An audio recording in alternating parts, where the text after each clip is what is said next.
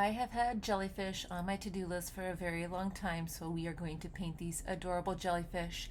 As you can see, you can do your lining with black or in color, whatever your preference is. Sometimes it depends on the rock. I'm doing lots of different rocks here, lots of different color combinations. So we're going to lay our jellyfish out onto our rock here. I'm using an extra fine tip paint pen. When using these on the stones, make sure you kind of use a very light touch. You will wear down the tip slowly when you're directly on the stone, but with a gentle hand they last a while.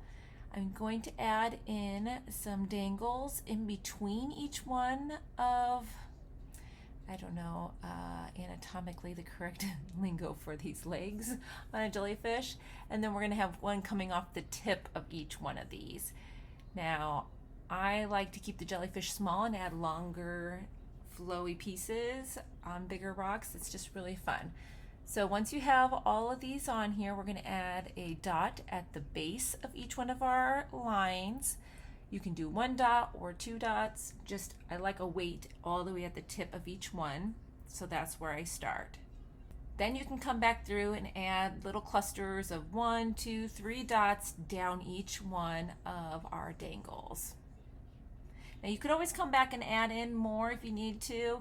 I like to keep them spaced apart. A little goes a long ways with this, and it's really easy to add extras, but if you get too many going on there, it can just get a little funny looking. Once you've got all those finished, we're going to start coloring in our jellyfish. Now I am using my 3M to fill this in because this is a little bit bigger one. If it's a smaller rock, use whatever you want. You can use acrylic paints for this as well.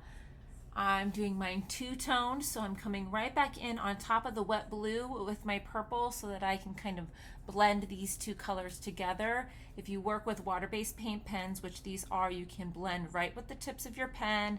You can see I doodle off the tip here just to keep it clean. Next, you can come back in with your first color, the blue in this case, and kind of blend it one more time.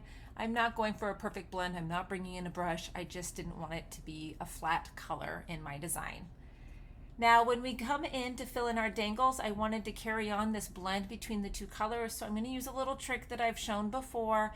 I am going to dab the purple right on the tip of the blue, and then we're going to take the purple into the dots. So closest to the jellyfish will have like a bluish tint, and as you dot away, it will turn back into the solid purple. So I'm going to do one here. I'll pull it up so you can see, and I'm going to do another one up close here for you so that you can see just that slight fade. It's just a fun little trick. You can just dot them, plain colored dots if you want to. If you don't have paint pens, you can use dotting tools for this as well, or even just the tip of a sharpened pencil will be a nice tiny dot, or a toothpick can do these nice tiny dots. Go back through and do a nice solid black outline, and then we're going to add our face onto our jellyfish. So this guy is just about done. Two wide set large black eyes, a little smile in between them, and a little highlight is all that it takes, and this guy is finished.